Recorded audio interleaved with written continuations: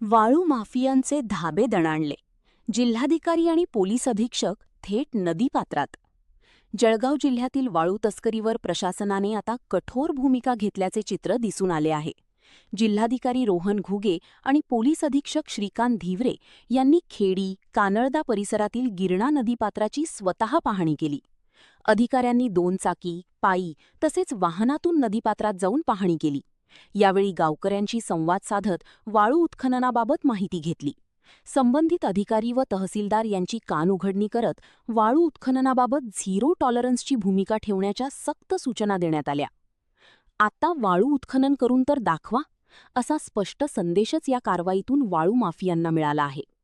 दरम्यान जळगाव शहर परिसरात मोठ्या प्रमाणात मुरुम उत्खनन सुरू असल्याच्या तक्रारीही समोर येत असून त्यावरही कारवाई होणार असल्याचे सांगण्यात येत आहे.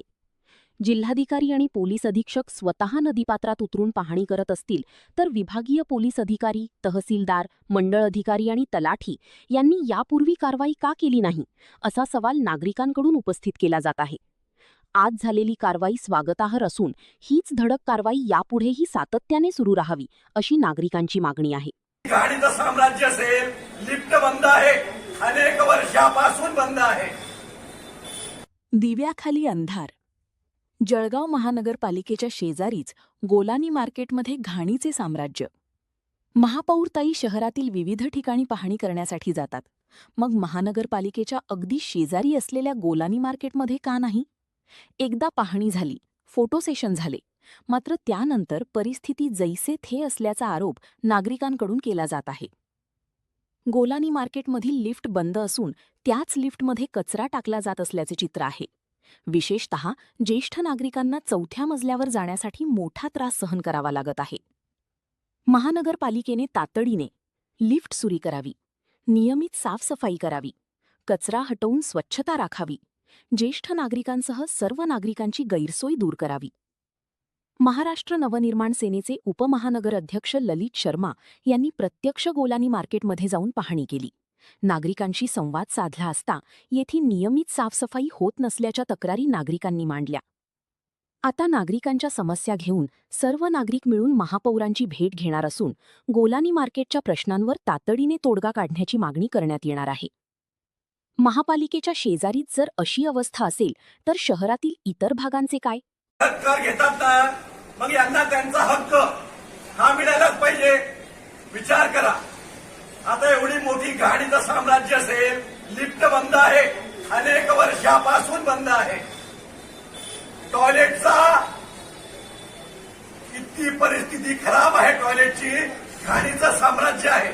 या सर्व व्यापाऱ्यांनी जायचं कुठे, या गोष्टीचा विचार येतो. महानगरपालिका कधी 17 मजलीच्या या गोलानी मार्केट, 17 मजलीच्या बाजूला जो गोलानी मार्केट आहे, इथून कधी टॅक्स घेत नसेल तर निश्चित लक्ष देऊ नका. पण तुम्ही कर घेतात, सर्व रूपाने घेतात. मग यांचा हक्क द्यायला पाहिजे. बघून घ्या, अशा रीतीने घाणीचं साम्राज्य जागी आहे. मोठ्या मोठ्या गोष्टी करतात, स्वच्छ आणि सुंदर जळगाव. मग हे काय? या गोष्टीचा विचार येतो. मी इथे सर्व व्यापारी आहे, त्यांना विचारू काय परिस्थिती आहे, काय म्हणणार आहे तुमच्या या गाडीवर? सर आपला खूप त्रास होतोय हे गाडीचा, कारण की काय आमच्या दुकानासमोर एवढा कचरा टाकलेला आहे. वॉशरूमचं म्हणजे खूप वाईट परिस्थिती आहे. वॉशरूमला जायला आम्हाला एकदम जीव येते आता. तर महानगरपालिकेचे लोक इथे येत नाही का साफसफाईला? कोणी येत नाही, वारंवार महिलेच्या बाहेर आहेत ते पण येत नाही आता. ते आता आता मित्रांनो, ही परिस्थिती सर्व जे इथले लोक आहेत त्यांना विचारा. हे आहे आमचं जळगाव, स्वच्छ आणि सुंदर जळगाव, त्याचा एक डेमो. आणि हे 17 मजलीच्या बाजूला आहे. 17 मजलीच्या बाजूला ही परिस्थिती असेल तर मग आमच्या संपूर्ण जळगावचं काय होईल याचा विचार येतो. नमस्कार, जळगावकर जागे व्हा. आणि याच्याहून महत्वपूर्ण तर प्रशासन जागा हो. या घाणीसाठी आम्ही तुम्हाला कर देत नाही. नमस्कार, जय महाराष्ट्र. ठीक आहे. अवैध वाळू मुरुम वाहतुकीवर प्रशासनाचा दणका. 40 ब्रास वाळू जप्त, डंपरही ताब्यात. धरणगाव, अमळनेर. जिल्ह्यात अवैध गौण खनिज उत्खनन आणि वाहतुकीविरोधात प्रशासनाने कारवाईचा धडाका सुरू केला आहे. धरणगाव पोलीस ठाणे हद्दीतील अहिरे बुद्रुक गावाजवळील बाभुळगाव शिवारात अवैधरित्या वाळूचा उपसा करून डंप केलेली तब्बल 35 ते 40 ब्रास वाळू जप्त करण्यात आलीय. अवैधरित्या वाळूचा उपसा करून मोठ्या प्रमाणात साठा करण्यात आल्याची माहिती मिळाल्यानंतर संबंधित यंत्रणेने कारवाई करत हा वाळूसाठा जप्त केला. या कारवाईमुळे परिसरातील अवैध वाळू उपसा करणाऱ्यांमध्ये खळबळ उडाली आहे. दरम्यान अमळनेर येथील भगवा चौकात अनधिकृत गौण खनिज मुरुम वाहतूक करणारा डंपर आढळून आला.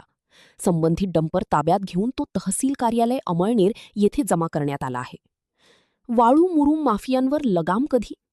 जिल्ह्यातील नदीपात्रातून वाळू उपसा तसेच गौण खनिजांची अनधिकृत वाहतूक यावर प्रशासनाने अधिक कठोर कारवाई करण्याची गरज आहे.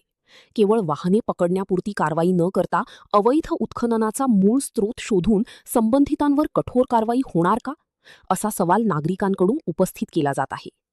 अवैध वाळू असो वा अनधिकृत मुरुम वाहतूक, प्रशासनाच्या कारवाईने आता गौण खनिज माफियांचे धाबे दणाणले आहेत.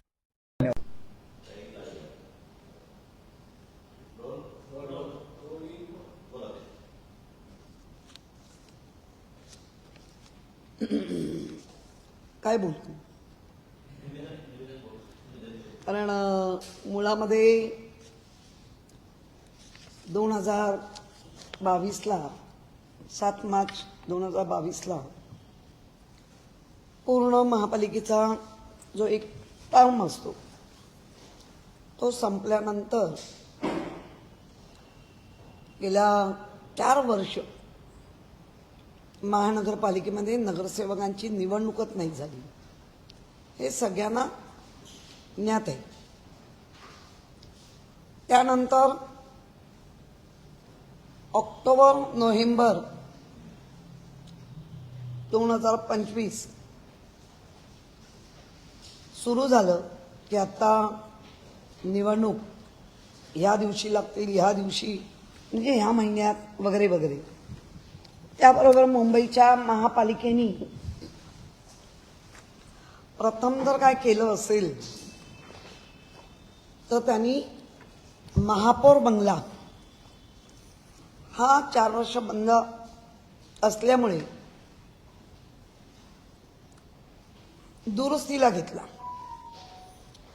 आणि खरं आहे, कुठलीही वास्तू 4-4 वर्ष बंद राहिली तर ती खराब होऊ शकते, मान्य आहे मला. आणि तेव्हाही 2.5-3 करोड रेकॉर्डवर आहे. हा खर्च केला गेला, महापौर बंगला ठाकटीक केला गेला, निवडणूक लागली. निवडणुकीनंतर जे काही कोणाचं महापालिकेमध्ये सरकार, ज्याला आपण म्हणतो ना राज्य किंवा नगरसेवक, ते भाजपाचे 83चे 89 झाले. आम्ही आणि शिंदे हे शिवसेना या नावावर धनुष्यबाण वगैरे हा सगळा इतिहास सगळ्यांना माहिती आहे. त्यांचे 29 आले, आम्ही 65, मग काँग्रेस, मग राष्ट्रवादी, असा हा इतिहास कोणी कोणाचा बदलू नाही शकत. मग कॉम्पिटिशन चालू झाली महापौरची. महापौर म्हणून भारतीय जनता पार्टीने 2012 साली की 12 काँग्रेसमधून भाजपात आलेल्या आत्ताच्या पदसिद्ध महापौर, तो त्यांच्या पक्षाचा प्रश्न आहे. त्यांनी कोणाला दिलं पाहिजे होतं, कोणाला केलं पाहिजे, ह्याच्याशी आमचं काही देणं घेणं नाही. परंतु ज्या पद्धतीने या पक्षा महापौरांच्या पैशांची जी उधळपट्टी चालली आहे, आल्यानंतर संपूर्ण त्या महापौर बंगल्याचा नक्षाच बदलून टाकला. खरं म्हणजे विकास, ज्याला आपण म्हणतो ना वारसा संवर्धन समिती लागू, त्याला महापौर बंगल्याला लागू होते. त्या नियमांचे वर्गीकरण प्रामुख्याने ग्रेड 1, ग्रेड 2, ग्रेड 3 असं म्हटलं जातं. म्हणजे ज्याला आपण जतन करायच्या वास्तू, हेरिटेज, तो ग्रेड 2ला महापौर बंगला जातो. कारण मी माझ्या आधी भायखळामध्ये आमचे म्हाडेश्वर, स्वर्गीय म्हाडेश्वर, त्यांची पत्नी ते राहत होते, राहायला गेले होते. त्यांच्यानंतर मी आले. मी 2.5 वर्षाचं वास्तव्य केलं,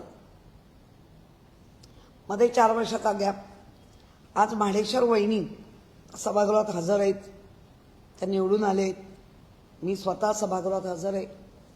ज्या वेळेला मी एक विंडो बदलायचं म्हणून प्रस्ताव दिला, त्यावेळेला मला सांगण्यात आलं की असा प्रस्ताव तुम्हाला करता येणार नाही, कारण ही ग्रेड 2ची वास्तू आहे, त्यामुळे त्या वास्तूला कुठलाही बदल करता येणार नाही. आणि नंतर त्याचा इतिहास काढला तर राणी एलिझाबेथ ते राहून गेल्या असं मला ते कळलं, आणि ती हेरिटेज आहे. आता महापौर आल्या 4 महिने मी गेले नाही. हा काय मोठेपणा नका सांगू. 4 महिन्यात काय दिवे लावलात तिथे. संपूर्ण वास्तूची तोडमोड, ज्या वास्तूमध्ये किमती सामान, मला आता महापालिकेलाच विचारायचंय, त्याची आम्हाला माहिती द्यावी. ते कुठे हलवलं, त्याची मोडतोड काय केली. कारण इतकं ते छान टेबल होतं, त्या टेबलावर सगळे पत्रकार, मुंबईकर. कारण कायम असं म्हटलं जातं त्या वास्तूत खाली प्रशासन, मुंबईकर थांबणार, बोलणार. पॅन्ट्री होती, बाजूला किचन होतं, आणि त्याच्यानंतर महापौरचं वास्तव्य, त्यांचं कुटुंबाचं वास्तव्य उभं. महापौर बंगल्याची तोडमोड मुंबईकरांनाच कंटेनरमध्ये आणलं. कुठलाच मुंबईकर किंवा पत्रकार कंटेनरमध्ये बसतील. आमच्या महापौर राणी एलिझाबेथचा जो तामझाम तोच इथे चाललाय असं काही वाटतंय का. माझं वैयक्तिक बाबतीत त्यांनी जे काही म्हटलं, मला याच्यावर काही फरक नाही पडत. कारण आमच्या स्थानिक काही नगरसेवकांनी आता पत्रव्यवहार करतायत. माझ्या मिस्टरांचं नाव घेतलं गेलं. ज्या दिवशी मी जर्मनी, जिम आणि परभणी या विषयावर बोलेल ना महापौरांच्या बाबतीत, जर्मनी, परभणी आणि जिम काय होईल ते महापौरांनी सांगावं. कारण मी अजिबात कुटुंबावर जाणार नाही. पण माझ्याकडे आलेल्या आता व्हिडिओ, माझ्याकडे आलेल्या माहिती मला अजिबात लोकांचा पण आणायची नाही. कारण व्यक्ती म्हणजे महापौर पद आणि विरोधी पक्ष पद याच्यावर तर कलगीतोरे होऊ शकतात आणि व्हायला पाहिजे. पण ज्या वेळेला फॅमिलीवर तुम्ही येता त्याचाही मला काही नाही वाटत, कारण आमच्या अशा अनेक फॅमिलीला बदनाम करण्याचे बरेच तुमच्याकडनं सगळे षडयंत्र झाले. त्याच्यातून तलाकून सलाकून आम्ही निघालो. फक्त जो काही एक गुप्त शोध लावलाय, आणि मी पण गुप्त शोध तुमचे बरेच आता काढेनच, त्या गुप्त शोधांमध्ये फार भयानक आहे. अगदी ते वाशी बिशीपर्यंत पोचेल, प्रचंड भयानक आहे. त्यामुळे ना आपला वाद काय होता? आपला वाद असा होता, माझा वाद नाही आहे, मुंबईकरांच्या असलेल्या करोड रुपयांनी आलेल्या पैशाचं सगळ्यांनी मिळून, मी असं नाही म्हणणार की आमचीच जबाबदारी तुमचीच जबाबदारी, सगळ्यांनी मिळून जतन केली पाहिजे. तुमच्यावर आधी मोठ्या प्रमाणात खर्च झाला त्या बंगल्यावर. तुम्ही आल्यानंतर झुंबर काय बदलले, अमकं काय बदललं, हे काय बदललं, लाद्या काय, असं अलाव केलं या महापालिकेने. हेरिटेज वास्तू आहे ना. त्या बैठकीच्या त्याच्यामध्ये अनेक मोठी टेबल, चांगली खुर्च्या, ज्या चांगल्या वर्किंगमध्ये होत्या. परत तुम्ही 3, 3.5, 4 करोड खर्च केले. परत तुम्हाला बॅरिकेड लावायला 3 करोड पाहिजे. परत तुम्हाला कार्यालयीन काम करायला प्रसिद्धीसाठी 11 तुमच्याकडे स्टाफ आहे. आणि कसली प्रसिद्धी पाहिजे? म्हणजे वैयक्तिक प्रसिद्धी की प्रथम नागरिक म्हणून आपल्याकडे कोणी आले गेले आपण देतोच ती. कन्सर्न सिस्टर म्हणून काही देशातली लोक येतात ती देतोच, दिलीच पाहिजे. पण मुंबई ही सर्वांसाठी, आपल्या महाराष्ट्रासाठी तर आहेच राजधानी, पण देशात जगात मुंबईचं नाव आहे. आणि म्हणूनच जर्मनी, त्याच्यानंतर जिम, आणि जिम नंतर मी म्हटलं ना जर्मनी, परभणी, जिम, ह्या जेव्हा वैयक्तिक गोष्टीत घुसू ना तेव्हा मग उत्तर द्यायचं. त्याप्रमाणे ज्या पद्धतीने पैशांचा चुराडा होत आहे, 3 पत्र तुमच्याने, तरी तुम्ही सांगता की माझी पत्रच नाही. पहिलं म्हणजे सुरुवातच कुठून झाली तर मला गाडीवर दिवे पाहिजे. मुळात पहिले आधी चांगले दिवे लावा कामानी, मग गाडीवरच्या दिव्यांचं बोला.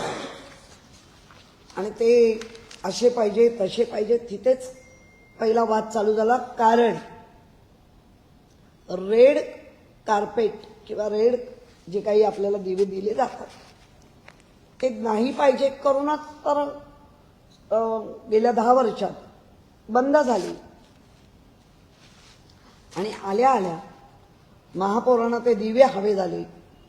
तेच पहिले दिवे लोकांना दिसले मुंबईकरांना, आणि त्यामुळे तो संपूर्ण गाडीचा हे बंद करावं लागला. त्यानंतर महापौरांनी दुसरी मागणी केली, काय तर म्हणे माझ्या खाजगी पीएला 50,000 रुपये, आणि काय म्हणे शोध लावला तो निधी म्हणे खर्चच झाला नाही, तो निधी असा खर्च झाला पाहिजे. म्हणजे एका बाजूनी गेल्या 25 वर्षात जे महापौर बसले त्यांनी असा वायफळ खर्च केला नाही, हे तुम्ही तुमच्या तोंडाने कबूल केलात. तुम्हीच कबूल करताय की झाला नाही म्हणून मी मागते माझ्या जे आहेत त्यांना 50,000 खर्च द्या.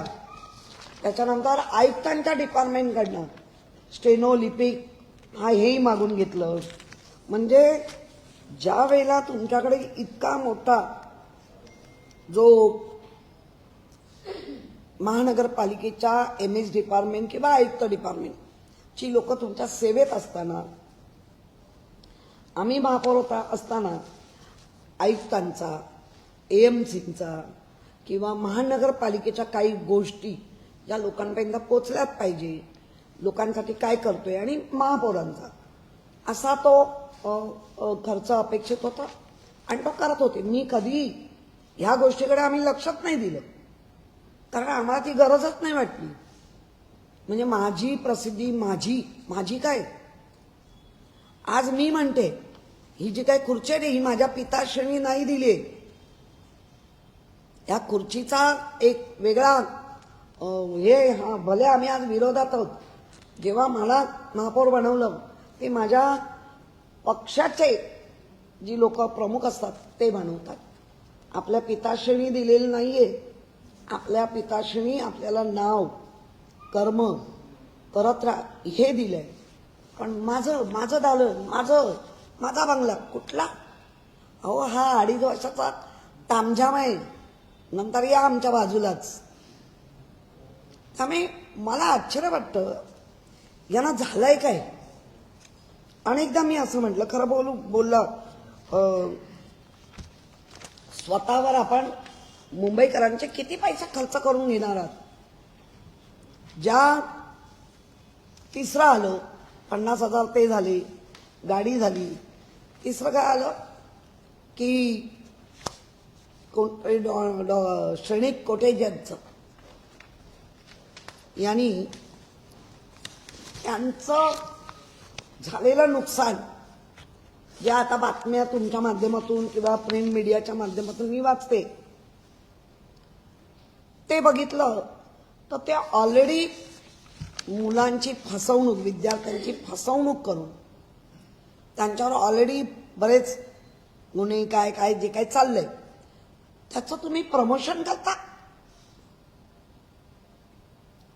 मग इथेच खरा भ्रष्टाचार चालू आहे. काय म्हणून प्रमोशन?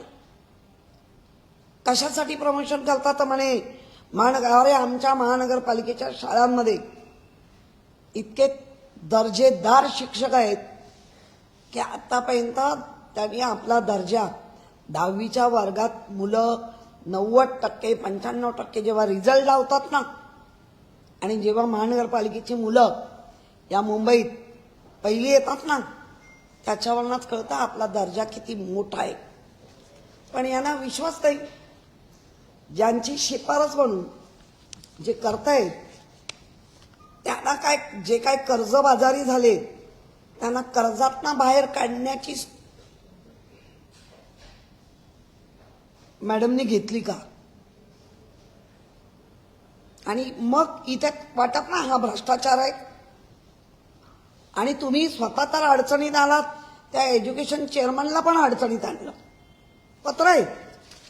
एवढं सगळं झाल्यानंतर ज्या वेळेला मला आठवतंय मुख्यमंत्र्यांनी कळवलं होतं की कुठल्याही अभियंत्यांच्या बदल्यांमध्ये आपण जाऊ नका. पहिलं पत्र होतं ना, तेही नाकारलं. माझं नाहीच. कसं काय? तुम्ही कसं काय नाकारता? 1 तास आपण प्रेस घेतला, त्यातली 10 सेकंद पण आपण खरं नाही बोलला.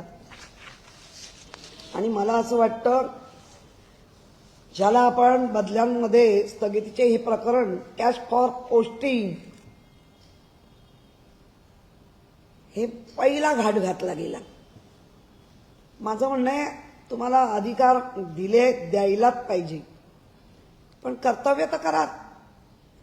काल परत एक पत्र पाठवलं, माझ्या नावावर कुठलंही. अरे प्रशासन हेच वाट बघतंय कधी एकदा त्या महापौरांचे सगळे अधिकार काढून घेतोय आणि फक्त प्रशासनच ह्या सगळ्या गोष्टीला निर्णय घेतील. अहो, तुम्ही महापौर का बसवला जातो? आपला 1888 नियमन अधिनियम हे सगळं वाचताय की नाही? तुम्ही पत्र देऊन कबूल करताय की हे काही अधिकार मला ठेवू नका, माझं नाव घेऊ नका. चांगलंच हे केलं. खरं म्हणजे दोन्ही अधिकार तुम्हाला नाही. तुम्हाला जे अधिकार आहेत महापौर पदाला ते वापरले पाहिजे आणि ते लोकांसाठी वापरले पाहिजे. मला हे पाहिजे, मला ते पाहिजे, मला ते पाहिजे, काय चाललंय? आणि तुम्ही ज्याचा उल्लेख करताय कंटिन्यू, आज आम्हाला 138 पुरस्कार मिळाले. खोटं बोलण्यामध्ये तुम्हाला पुरस्कार मिळू शकतो आणि तुम्ही ज्याचा ज्याचा कंटिन्यू उल्लेख त्याचा मला अजिबात लागत पण नाही किंवा मी ते लावून पण घेणार नाही. तुम्हाला आहे ना दालनं आहेत ना, कोर्टसारखं दालन आहे, आयुक्तांकडे दालन आहे, करा. आता याची शहानिशा झालीच पाहिजे. मी आयुक्तांकडे आत्ता जाणार आहे. बाबा काय कुठले घोटाळे झाले आहेत, महापौर म्हणून जसं तुम्ही काम करता अशा चुका कधीही आमच्या झाल्या नाहीत.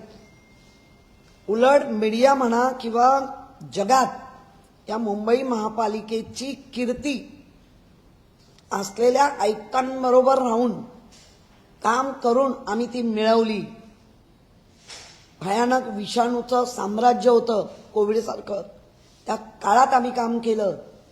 असं छान छान करून नाही, जे मिळेल एक एक दिवस उपाशीही राहिलो आणि भयानक चाललेलं आहे. आणि या सगळ्या गोष्टीचा जेव्हा माननीय मुख्यमंत्री सन्माननीय फडणवीस साहेबांच्या हे लक्षात आलं, त्यावेळेला त्यांनी त्या कॅश फॉर पोस्टिंग जे महापौरांनी पत्र दिलं होतं त्याला स्थगिती दिली. तुमच्या प्रत्येक पत्राला स्थगिती मिळते. काल स्टँडिंगनी तुमच्या वॉर्डमध्ये व्हिजिट घेतली. काल स्टँडिंगनी तुम्ही दिलेला प्रस्ताव नॉट टेकन केला.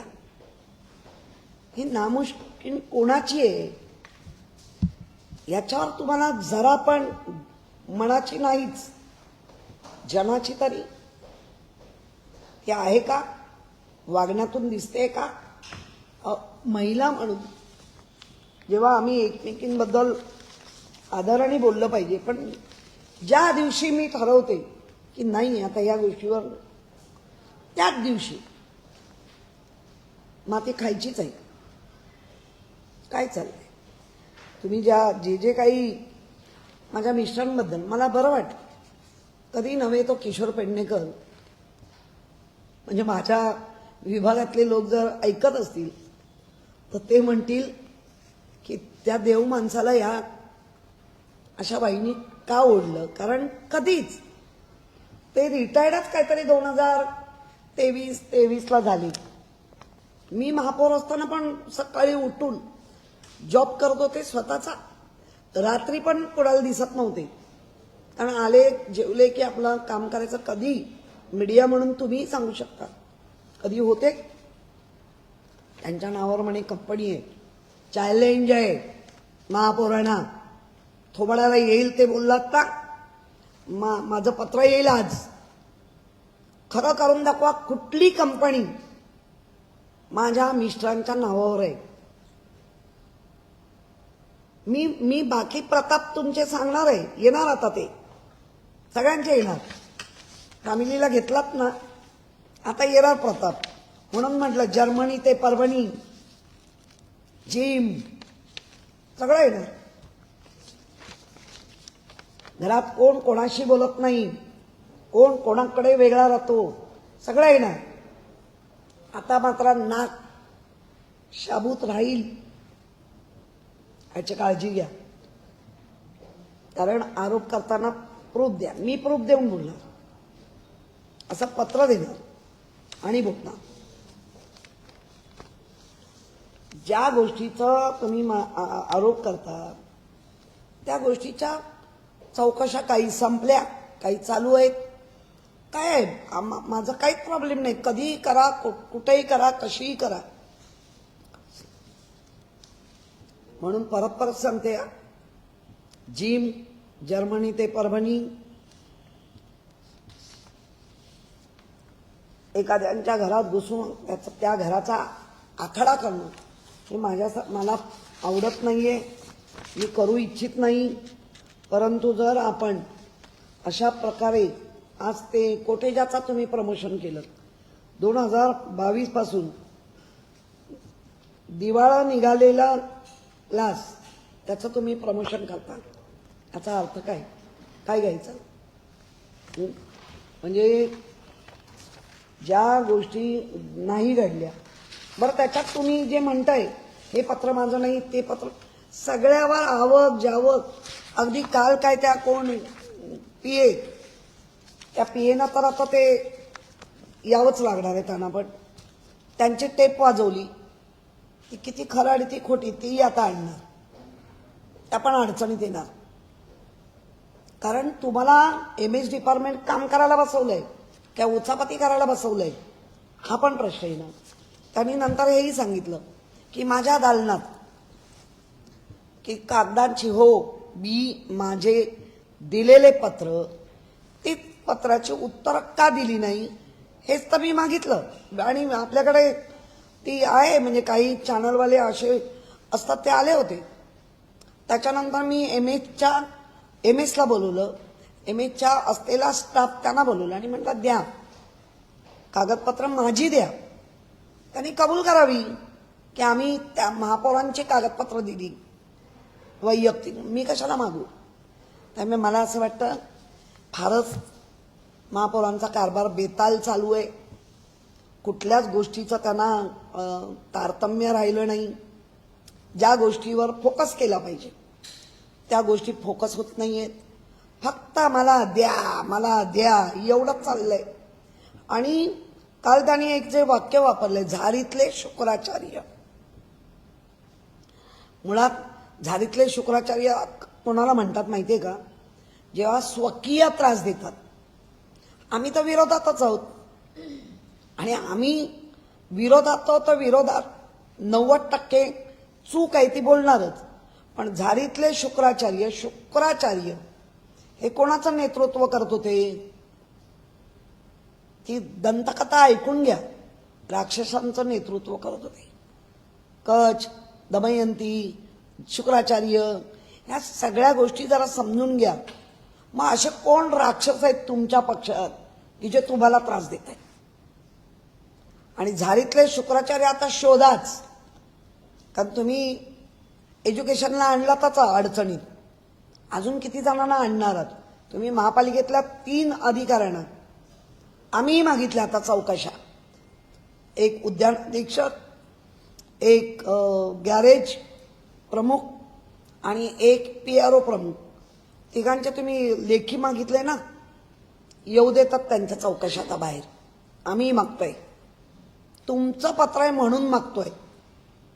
म्हणजे तुम्हाला महापौर म्हणून मान सन्मान, तुमचा रुतबा टिकावा म्हणून प्रत्येक पदाधिकारी तिथला असलेला प्रशासनाचा कर्मचारी किंवा अधिकारी तुमचा रुतबा टिकावा, पण तुम्ही त्यांना अडचणीतच आणताय. बरं आहे, चांगलं चाललंय.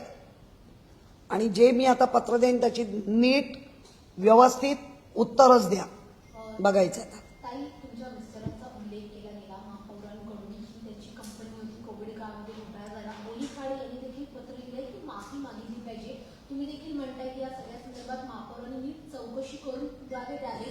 त्यामुळे आता नेमकं तुम्ही महापौरांना काय पत्रात अजून मागणी करणार म्हणताय? नाही, महापौरांचं बेताल वागणं आहे.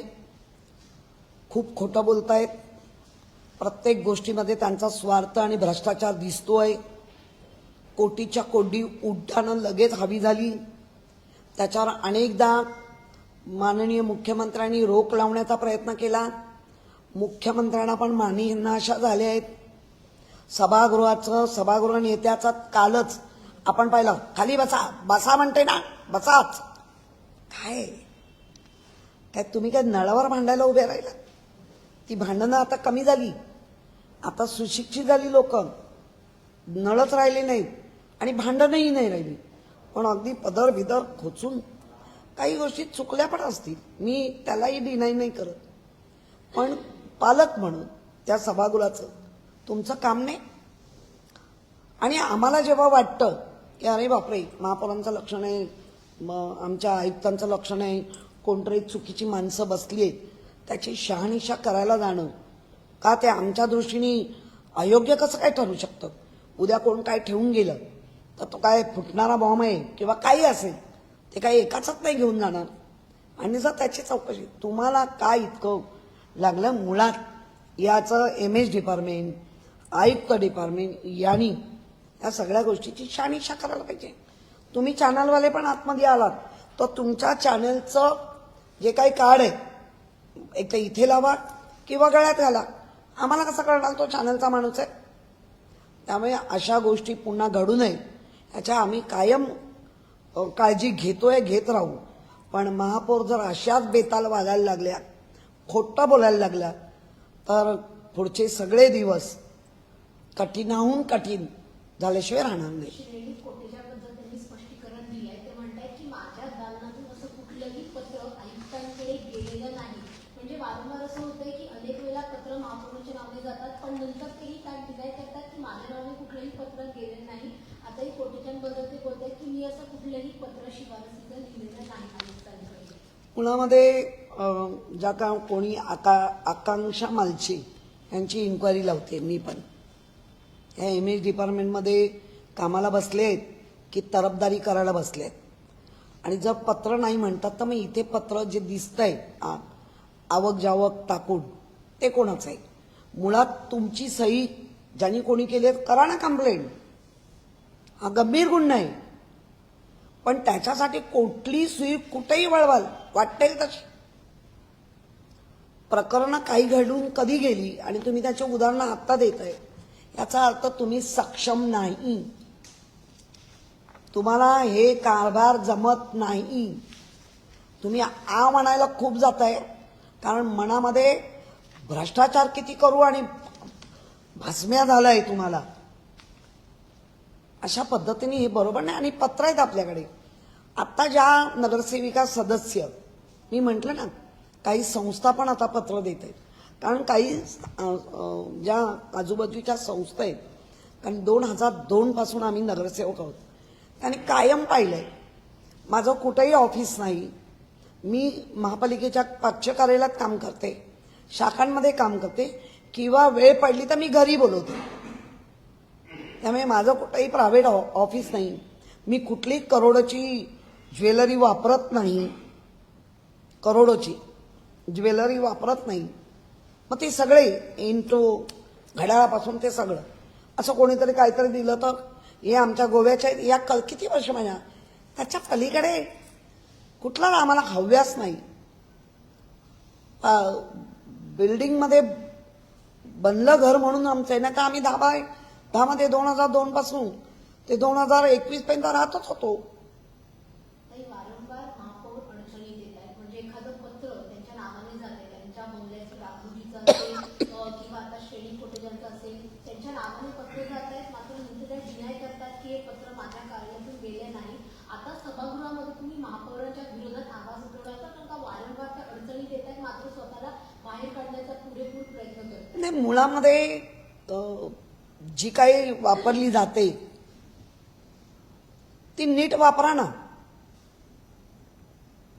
तुम्ही पत्र देता, तुमच्या आवक जावक नंबर पडतात. तुम्ही एज्युकेशन चेअरमनला पत्र देता, त्यांना अडचणीत आणता आणि वर तरी चोराच्या उलट्या बोंबा हात वर डायरेक्ट डिनाय. मग हा पत्रव्यवहार केला कोणी? तुमचं पत्र ज्या आकांक्षा काय मालची याने आता ते सिद्ध करावं. मॅडमची पत्र बाहेर कोण नेतं का? त्यांचीच जबाबदारी आहे. आणि त्यांनी आकांक्षा मालचे यांची ऑडिओ टेप केली. खरं म्हणजे हे रॉंग आहे. सेक्रेटरी डिपार्टमेंटच्या लोकांची स्वतः महापौरांनी माहिती घेण्यासाठी फोन करायची आणि त्यांची टेप करायची. हा गुन्हा आहे. हा महापौरांनी गुन्हा केलाय. आता त्या आकांक्षा मालशेना कदाचित तो मान्य असेल नसेल, पण आम्हाला तो गुन्हा वाटतोय.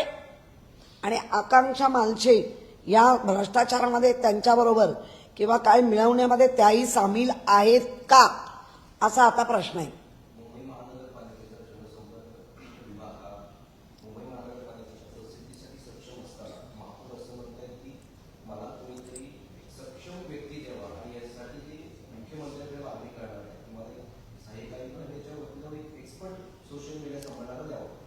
एमपीएससीचा सहाय्यक आयुक्त असावा मागताय ना, मग एमपीएससी म्हणून घ्या. कारण एन वॉर्डमध्ये ज्या वॉर्ड ऑफिसरची खुशमती करून बसवलंय ना त्याच्यामध्ये पण मोठा भ्रष्टाचार आहे असं आता आम्ही एन वॉर्डच्याच लोकांकडनं ऐकतोय. जे कोणी बसवले आहेत ना एक्झिक्युटिव्ह मेहरबानी करून, त्यांचा पण त्या वॉर्ड ऑफिसरांची सगळी माहिती आमच्याकडे मागवतोय. जे एक्झिक्युटिव्ह होते त्यांना वॉर्ड ऑफिसर केलं. त्याच्यामध्ये जो लाभाचं काय आहे ना त्याचीही माहिती आली आहे. फक्त एकच आहे, ते लाभाची घेतलंय त्यांनी कबूल करावं. आणि त्याच्यात असं काय पाहिलं की त्याला लगेच तिथेच असताना त्यालाच वॉर्ड ऑफिसर करण्याचा शिफारस करावी. मी आयुक्तांना विचारणार आहे, हे आयुक्तांचा प्रश्न आहे. असं काय तुम्ही त्याच्यात पाहिलं की कोणी शिफारस केली आणि काय पाहिलं? किती असे हुशार अधिकारी असताना त्यांच्यावर अनेक बाकी पण त्यांच्याबद्दलची लोकांबद्दलच्या कंप्लेंट्स आहेत आणि त्यांना तुम्ही परत वॉर्ड ऑफिसर तुम्हाला कारभार तो मग नीट मिळणार. त्यामुळे मला या सगळ्या गोष्टीचा आता मी पूर्ण पाठपुरावा घेणार आणि ज्या ज्या गोष्टी त्यांनी बोलले त्या सगळ्या गोष्टीचा पत्राद्वारे, आता नुसतं हे नाही तर पत्राद्वारे त्यांनी त्याची उत्तरं द्यावी. कुठली कंपनी कुठला माझ्या नवऱ्याचा आहे, नाहीतर माझ्याकडे सगळी रील तयार आहे. हां, गणपतीच्या आधीच कदाचित फुटतील बार बार बार बार आहेत ना, बार फुटतील.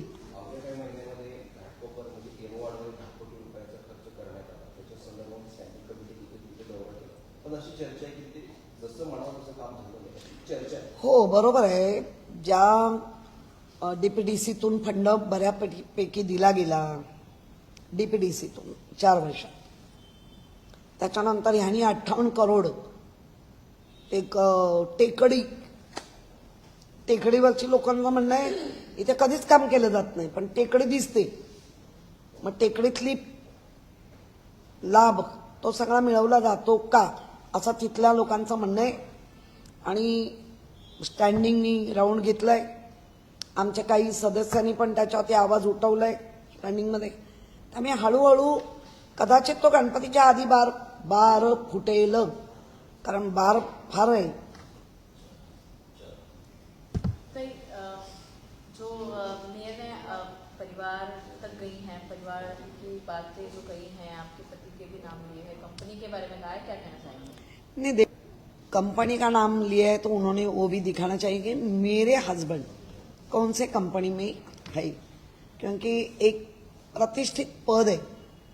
जो मेयर है उनको कई सुनी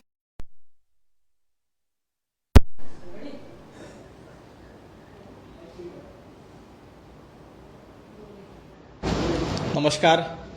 भारतीय जनता पार्टी प्रदेश कार्यालयामध्ये आयोजित या पत्रकार परिषदेमध्ये आपल्या सगळ्यांचं स्वागत. जनाब संजय राऊत यांनी केंद्रीय सहकार मंत्री आणि गृहमंत्री अमितभाई शहा यांना पत्र लिहिलंय. त्यांनी हे पत्र अमितभाई शहा यांना लिहिण्याच्याऐवजी उद्धवजी ठाकरे, अमित ठाकरे, आदित्य ठाकरे यांना लिहिलं असतं तर जरा जास्त बरं झालं असतं. कारण संजय राऊत आणि सहकाराचा काहीही संबंध नाही. ज्यांना सहकारात फक्त स्वाहाकार जमतोय, ज्यांना फक्त मुंबई लुटायची जमते आणि स्वतःची घरं भरायची जमतात, त्या संजय राऊत यांनी सहकाराबद्दल बोलू नये. तुम्हाला फक्त स्वाहाकार माहिती आहे. प्रत्येक गोष्ट मातोश्रीमध्ये घ्यायची, प्रत्येक गोष्ट भांडूपच्या घरामध्ये घ्यायची, एवढा स्वाहाकार संजय राऊत तुम्हाला माहिती आहे. आणि अमितभाई शहा यांना पत्र लिहिण्याच्या ऐवजी उद्धवजी ठाकरे यांना पत्र लिहायला पाहिजे होते की 2.5 वर्ष मुख्यमंत्री असताना उद्धवजी ठाकरे यांनी नेमकं काम काय केलं याचं पत्र लिहून हिशोब मागितला असता तर बरं झालं असतं. संजय राऊत सहकार क्षेत्र देशभरामध्ये पसरवण्याचं काम अमितभाई शहा यांच्या नेतृत्वात होतंय.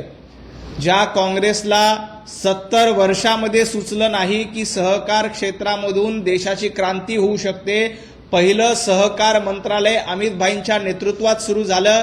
याआधी ती कल्पना देखील कुणी केली नव्हती. ती कल्पना अमितभाई शहा यांनी केली आणि सहकाराचं जाळं संपूर्ण देशामध्ये विणण्याचा प्रयत्न अमितभाईंच्या नेतृत्वात होते. पण तुमच्या नेतृत्वात कशाचं जाळं विणलं होतं? संजय राऊत तुम्ही भ्रष्टाचाराचं जाळं विणलं. संजय राऊत आणि उद्धवजी ठाकरे यांनी टक्केवारीचं जाळं विणलं आणि तुम्ही टक्केवारीचं जाळं विणून महाराष्ट्र पोखरण्याचं काम, मुंबई पोखरण्याचं काम केलंय. त्यामुळं अमितभाई शहा यांना पत्र लिहून खरडपट्टी करण्याऐवजी उद्धवजी ठाकरेंना पत्र लिहिलं असतं तर जास्त बरं झालं असतं. सहकार नाही तर स्वाकार एवढाच धंदा संजय राऊत आणि उद्धवजी ठाकरे यांचा आहे. राज्यातील अर्बन कोऑपरेटिव्ह बँकांचं अस्तित्व जे आहे ते अमित शहानी नष्ट केलं आहे. अमित शहा जाता जाता मोठा हात मारण्याच्या प्रयत्नात असलेली संजय राऊत हात मारणं कशाला म्हणतात तर रोज 100 कोटी रुपये वसुलीचं टार्गेट देणं याला हात मारणं म्हणतात. आणि महाराष्ट्रानं तुम्ही मारलेला हात बघितलाय. रोज 100 कोटी रुपये वसुली करून जो हात उद्धवजी ठाकरे, अनिल देशमुख, संजय राऊत यांनी महाराष्ट्रामध्ये मारलाय तो महाराष्ट्रानं बघितलेला आहे. म्हणून तुम्हाला घरी बसवलंय. आणि तुमचा आणि अर्बन बँकांचा काय संबंध आहे? तुम्ही संजय राऊत 25 वर्ष झालं खासदार आहेत, एक बँक सुरू केली का? बँक सोडा, एक पतपेढी तरी संजय राऊतांनी भांडूपच्या गाढव नाक्यावर सुरू केली का? आणि असेल तर भांडूपच्या गाढव नाक्याची एक पतपेढी कुठली आहे ती संजय राऊतांनी सांगावं. उद्धवजी ठाकरे एवढं वर्ष राजकारणात एक साधी पतपेढी देखील तुम्ही सुरू केली नाही आणि तुम्ही सहकाराच्या गप्पा मारतायत. अमितभाई शहा यांनी देशभरामध्ये सहकार उभं करण्यासाठी निर्णय घेतलेत, त्याच्याकडे बघा. आपण साधी पतपेढी आपल्या आयुष्यामध्ये 25 वर्षाच्या खासदारकी निधीमधनं साधं पेवर ब्लॉकची कामं संजय राऊत तुम्हाला करता आली नाही. त्यामुळे तुम्ही इतरांना शहाणपणा सांगू नका. मुख्यमंत्री देवेंद्र फडणवीसांना इतका महत्वाचा विषय आणि गंभीर विषय कळला नाही का असा सवाल देखील देवाभाऊंना काय कळतंय आणि काय नाही हे महाराष्ट्र बघतोय. मुख्यमंत्री असताना उद्धवजी ठाकरेंना काय कळत होतं? वाझे काय लादेन आहे का म्हणणारे उद्धवजी ठाकरेंना कसं काय महाराष्ट्राचा अर्थ लागत होता हे महाराष्ट्रानं बघितलंय. देवेंद्रजी फडणवीसांच्या नेतृत्वात महाराष्ट्र पुढे जातोय आणि महाराष्ट्रात सहकार क्रमांक 1 ला आहे. आज देखील महाराष्ट्राच्या सहकाराचा आदर्श संपूर्ण देश घेतोय.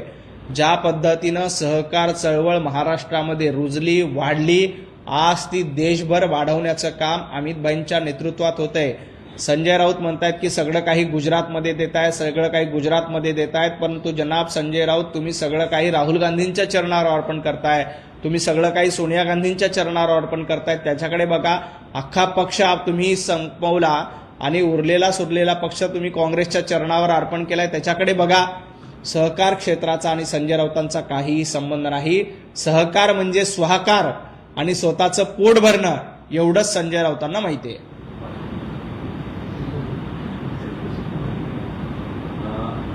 एकंदरीतच तिघांनी आमचं धनुष्य बाण जे आहे ते सोडलं आहे. धनुष्यबाण सोडलं म्हणजे बाळासाहेबांचे विचार पुढे नेत आहेत का? खरं तर संजय राऊत म्हणतायत की धनुष्य बाणावर दरोडा टाकला.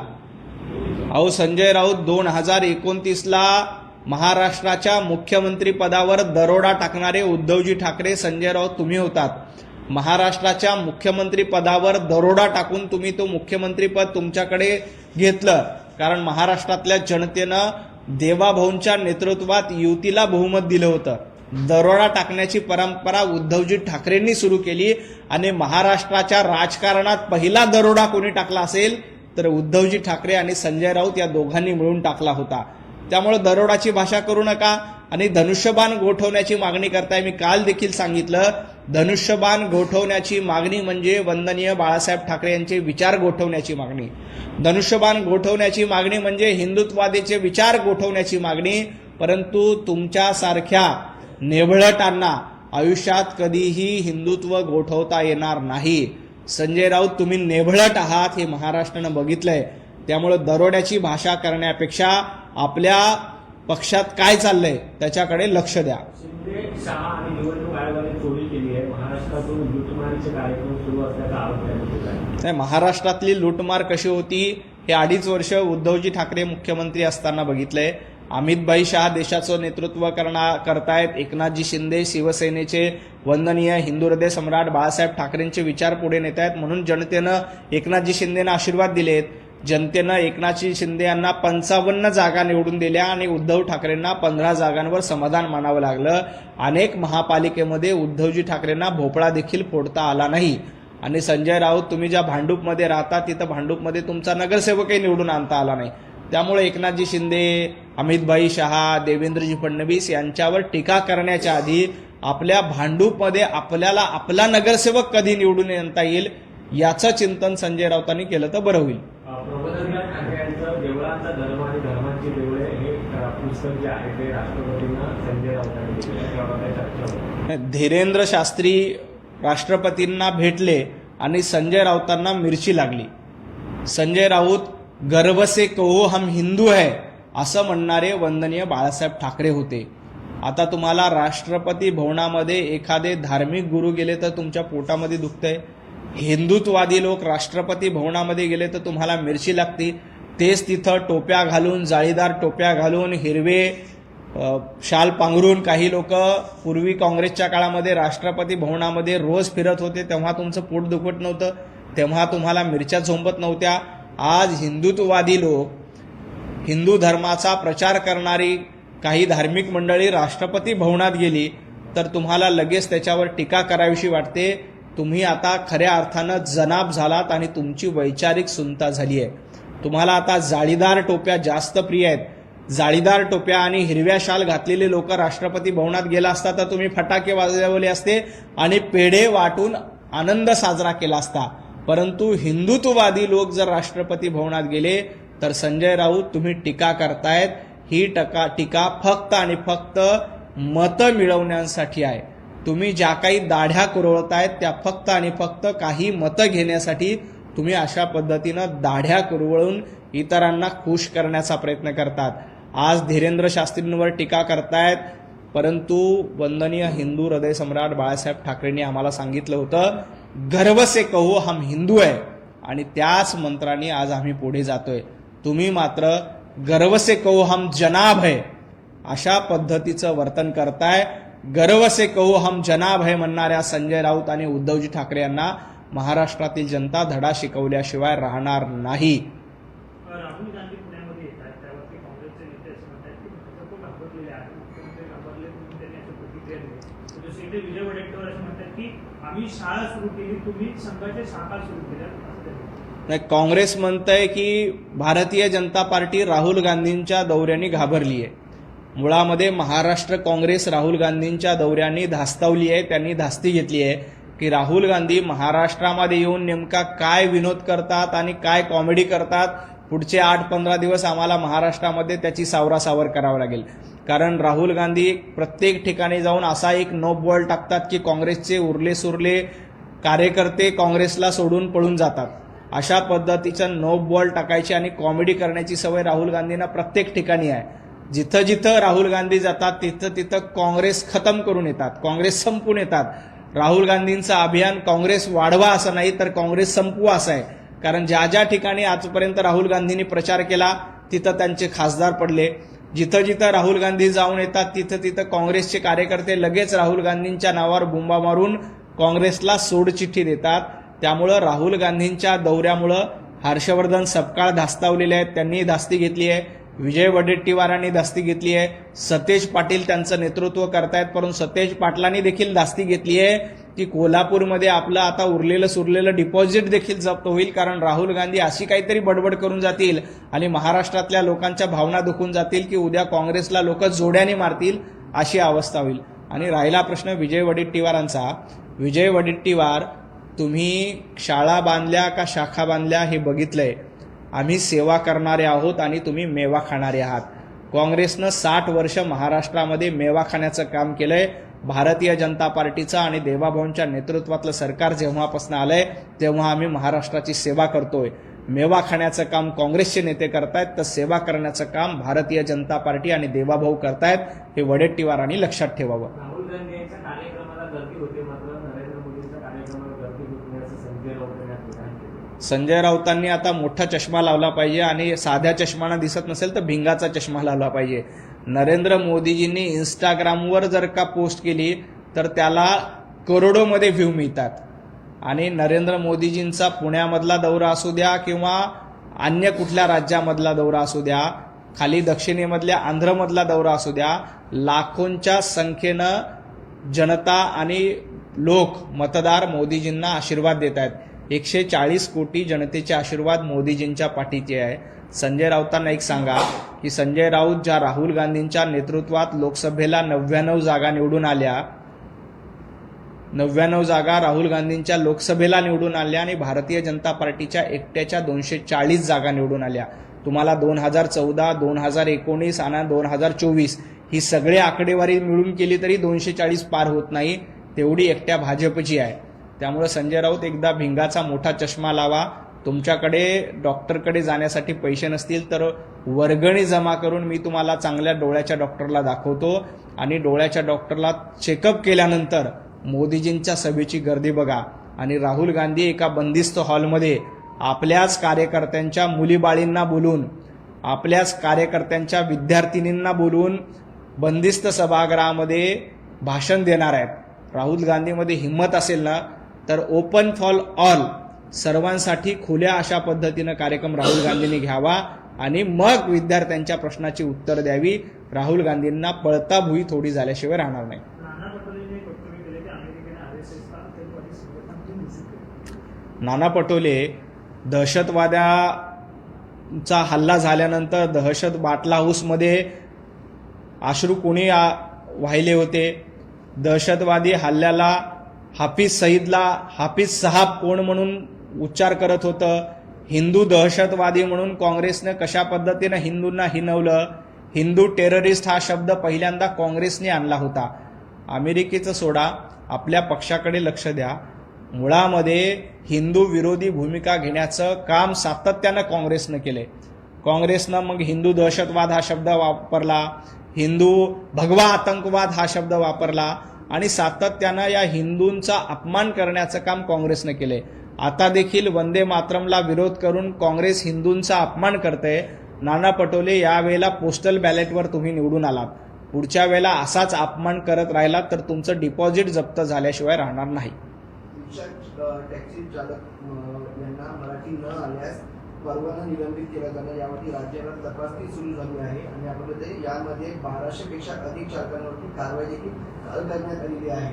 त्यामुळे आता मराठी आणि अमराठी वाद पुन्हा उभारले येऊ शकतो. मराठी आणि अमराठी वाद करण्याचं काही कारण नाही. महाराष्ट्रामध्ये जे कोणी व्यवसाय करतात त्यांना मराठी आली पाहिजे, यासाठी सरकार देखील प्रयत्नशील आहे. टॅक्सी चालक, रिक्षा चालक यांना 3-4 महिन्याची मुदत दिली जाते. त्यांना सांगितलं जाते की आपल्याला व्यवहारी मराठी, म्हणजे आपण एखादा आपला रिक्षा चालकाच्या टॅक्सीमध्ये किंवा रिक्षामध्ये एक व्यक्ती बसल्यानंतर त्याला व्यवहारी ज्ञान, पैसे किती झाले, कुठे जायचं, एवढं व्यवहारी ज्ञान रिक्षा चालक आणि टॅक्सी चालकांना आलं पाहिजे. यासाठी सरकार प्रयत्नशील आहे. कुठेही मराठी अमराठी वाद करण्याचा प्रश्नच येत नाही. मुंबई महापालिकेमध्ये प्रशासक असताना जवळपास 17 महत्वाचे भूखंड हे आरक्षित करण्याचं काम झाल्याचं समोर आलेलं आहे. एकूणच भाजपची सत्तांना असताना देखील मोठ्या जागा त्या भूखंड आरक्षण बदलण्याचं काम सुरू आहे. यातच ठाकरे असेल किंवा मग शिवसेनेसह काँग्रेस असेल यांनी देखील याला विरोध केला. मुळामध्ये 25 वर्ष जेव्हा मुंबई महापालिकेमध्ये उद्धवजी ठाकरेंच्या नेतृत्वातलं सरकार होतं तेव्हा सर्वाधिक भूखंडाचं खाजगीकरण करून, बेस्टचं खाजगीकरण करून प्रायव्हेट बिल्डरच्या घशात मुंबई घालण्याचं काम उद्धवजी ठाकरेंनी केलंय. ज्या पद्धतीनं आज खोटे आरोप केले जात आहेत, कुठेही अशा पद्धतीचे भूखंड खाजगी माणसाला दिले जात नाहीत. कुठेही नियमाची पायमल्ली केली जात नाही. प्रशासनाच्या काळामध्ये काही चुकीचं घडलं असेल तर माननीय मुख्यमंत्री देवेंद्रजी फडणवीस त्याच्यामध्ये लक्ष घालतील आणि ती चूक दुरुस्त करण्याचं काम केलं जाईल. परंतु आज आदित्य ठाकरे नाकाने कांदे सोलतात. परंतु याच आदित्य ठाकरेंच्या काळामध्ये बेस्टचं खाजगीकरण केलं. बेस्टच्या बस खाजगी कंत्राटदाराकडनं खरेदी करण्यात आल्या आणि बेस्टचे अनेक निर्णय खाजगी पद्धतीनं घेतले गेले. खाजगी ड्रायव्हर आणि बस चालक घेण्याचा निर्णय कोणाच्या काळामध्ये गेला? आदित्य ठाकरे तुमच्या काळामध्ये झाला. त्यामुळे आज नाकाने कांदे सोलण्यापेक्षा आपल्या दिव्याखाली किती अंधार होता हे बघा. आज आम्ही मुंबईकरांचं हित बघतोय आणि मुंबईकरांना चांगल्या सेवा देण्यासाठी मुंबई महापालिका प्रयत्नशील आहे. दुर्दैवानं आपली सत्ता गेल्यामुळं आदित्य ठाकरे अस्वस्थ झालेत, उद्धवजी ठाकरे अस्वस्थ झालेत. कारण यांचं टक्केवारी आणि कमिशन बंद झाल्यामुळं यांची ही रडारड सुरू आहे. त्याच्या पलीकडे काही नाही. शिवसेनेचे आमदार नरेंद्र गोंडेकर असं म्हणतात की मित्र पक्षाला कुठेतरी निधी वाटपामध्ये डावलले जाते. तुझ्या भाऊ केलं कुठेही मित्र पक्षांना निधी वाटपात डावललं जात नाही. काही अडचण असेल तर माननीय मुख्यमंत्री देवेंद्रजी फडणवीस यांशी चर्चा करा. तुमचे प्रश्न सोडवले जातील. उलट महाविकास आघाडीचं सरकार असताना भारतीय जनता पार्टीच्या 105 आमदारांना फुटकी कवडी देखील दिली नव्हती. साधा 1 रुपया देखील भारतीय जनता पार्टीच्या 105 आमदारांना दिला नव्हता. त्यामुळं कुठेही निधी वाटपामध्ये असमानता नाहीये. सत्ताधारी, विरोधक किंवा मित्रपक्ष असा मतभेद केला जात नाही. सर्वांना समान न्याय देण्याचं काम सरकारच्या माध्यमातून केलं जाते. सतीश पाटील यांनी मुख्यमंत्र्यांवरती टीका केली आहे. मुख्यमंत्र्यांनी फक्त पीक कापायचं काम आहे, बाकी काही काम नाही आहे असं त्यांनी म्हटलेलं आहे आणि भाजप फक्त प्रसिद्धीसाठी, जाहिरातीसाठी काम करते. सतेज पाटलांना आता फीत काढण्याचं काय, आपलं मतदारसंघात देखील काम उरलेलं नाही. सतेज पाटलांनी कोल्हापूरमध्ये काय अवस्था झाली ते बघा. कोल्हापूरमध्ये ना तुमचा आमदार आलाय ना तुमचा खासदार आलाय. कोल्हापूरमध्ये कशी अवस्था झाली सतेज पाटलांनी बघावा. मध्ये गोकुळच्या निवडणुकीमध्ये तुम्हाला तुमचा उमेदवार देता आला नाही. दम असेल तर उमेदवार का भरला, हे सतेज पाटलांचं वाक्य अख्ख्या महाराष्ट्रामध्ये मीम्सच्या माध्यमातून प्रसिद्ध झालेलं आहे. त्यामुळे सतेज पाटलांनी देवेंद्रजी फडणवीसांवर टीका करण्यापेक्षा आपल्या मतदारसंघामध्ये, आपल्या कोल्हापुरामध्ये काय झालंय त्याच्याकडे लक्ष द्यावं. काँग्रेसचं पार वाटोळ झालंय. तुम्हाला फीत कापण्याचं काम देखील काँग्रेसनं दिलेलं नाहीये. फीत कापण्याचं काम देखील हर्षवर्धन सपकाळ करतायत. खरं तर सतेज पाटलांची इच्छा होती काँग्रेसचं प्रदेशाध्यक्ष होण्याची, पण काँग्रेसनं सतेज पाटलांना प्रदेशाध्यक्ष देखील केलेलं नाहीये. त्याच्याऐवजी हर्षवर्धन सपकाळ यांना संधी दिली. त्यामुळे फीत कापण्याचं काम देखील सतेज पाटील तुमच्याकडे उरलं नाही. देवाभाऊ महाराष्ट्राचा विकास करतायत. देवाभाऊ महाराष्ट्रासाठी प्रकल्प आणतात. मेट्रो आणली, आम्ही शक्तीपीठ आणतोय, समृद्धी महामार्ग केलाय आणि सगळ्यात महत्वाचं म्हणजे शेतकऱ्यांना कर्जमाफी भारतीय जनता पार्टी आणि देवाभाऊंच्या नेतृत्वात होते. तुमच्या नेतृत्वात साधी फीत देखील तुम्हाला कापता येत नाही. ही तुमची अडचण आहे. नवनाथजी, महानगरपालिकेमध्ये महापौर वर्सेस विरोधी पक्षनेत्या किशोरी पेडणेकर यांच्यामध्ये जुंपलेली पाहायला मिळते. काल महापौर रितू तावडे यांनी पत्रकार परिषद घेत एकंदरीतच आरोप केलेले आहेत की काम करू दिलं जात नाही, कुणीतरी महापौरांना काम करण्यासाठी शुक्राचार्य आहेत असा आरोप ते करता आहेत आणि तेच पक्षातीलच काही विरोधक आहे असंही ते आरोप करतात. मुळामध्ये पक्षामधील विरोधक असायला ही काय उभाटा गट नाहीये. ही भारतीय जनता पार्टी आहे आणि भारतीय जनता पार्टीमध्ये कुठेही अंतर्गत मतभेद नाहीत आणि पक्षामध्ये विरोध नाही. मुळामध्ये किशोरीताई पेडणेकरांच्या पक्षामध्ये किती गट आहेत ते बघा. किशोरीताई, तुम्ही महापौर असताना कशा पद्धतीनं कुठली कंत्राटं कुणाला कशी मॅनेज करून दिली होती, ड्रम वाजवणाऱ्या कंपनीला कुठलं कंत्राट दिलं होतं, जावयाला कुठलं कंत्राट दिलं होतं, याचा इतिहास मुंबईने बघितलाय, महाराष्ट्राने बघितलाय. त्यामुळं अशा पद्धतीनं मुंबईच्या महापौरांवर टीका करण्याच्या ऐवजी 4 बोट आपल्याकडे आहेत त्याच्याकडे लक्ष द्या. राहिला प्रश्न मुंबई महापालिकेचा, तर मुंबईच्या महापौर रितूताई तावडे अतिशय प्रामाणिकपणे मुंबईकरांची सेवा करतायत. प्रत्येक प्रश्नाला थेट सामोरं जाऊन उत्तरं देत आहेत. कुठेही पळ काढणारे किंवा घरात बसणाऱ्या महापौर नाहीयेत. याच्या आधीच्या महापौर घरात बसणाऱ्या होत्या, याच्या आधीचं नेतृत्व घरात बसणारे होतं. आम्ही फील्डवर उतरून काम करणारे आहोत आणि जनतेनं आम्हाला सेवा करण्यासाठी संधी दिली आहे आणि मुंबईच्या महापौर अतिशय प्रामाणिकपणे मुंबई महापालिकेचा कारभार चालवतायत. अतिशय पारदर्शक पद्धतीनं कारभार करतायत. याची पोटदुखी दुर्दैवानं आदित्य ठाकरे, उद्धवजी ठाकरे आणि मुंबईच्या माजी महापौर किशोरीताई पेडणेकर यांना आहे. बीजेपीचा महापौर असणं असं वाटतं का? बीजेपीचा महापौर असणं पचनी पडत नाहीये असं मला वाटतं. कारण किशोरीताईंची खूप इच्छा होती की पुन्हा एकदा महापौर म्हणून संधी मिळावी. किशोरीताईंची खूप इच्छा होती की स्टँडिंग कमिटीमध्ये तरी आपल्याला घ्यावं. या राज्याच्या इतिहासामध्ये आणि मुंबईच्या इतिहासामध्ये पहिल्यांदा झालंय की विरोधी पक्ष नेत्या असलेल्या किशोरीताईंना स्टँडिंग कमिटीमध्ये देखील स्थान मिळालं नाही. खरं तर विरोधी पक्ष नेत्याला स्टँडिंग कमिटीमध्ये घ्यायला पाहिजे होतं, परंतु किशोरीताईंचा पत्ता हा उबाटा गटातल्या अंतर्गत गटबाजीमुळे कापला गेला. त्यामुळे किशोरीताई आता स्टँडिंग कमिटीमध्ये देखील नाहीत. ही खऱ्या अर्थानं पोटदुखी त्यांची आहे की त्यांना ना स्टँडिंग कमिटीमध्ये घेतलंय ना कुठल्या इतर महत्वाच्या कमिटीमध्ये घेतलंय, फक्त नावाला विरोधी पक्षनेतेपद दिलंय. ही खरी पोटदुखी आहे.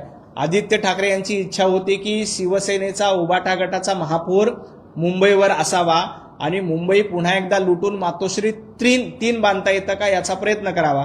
परंतु दुर्दैवानं मातोश्री 3 बांधण्याचं स्वप्न आदित्य ठाकरेंचं पूर्ण होत नाहीये. त्याच्यामुळे ही पोटदुखी सुरू आहे.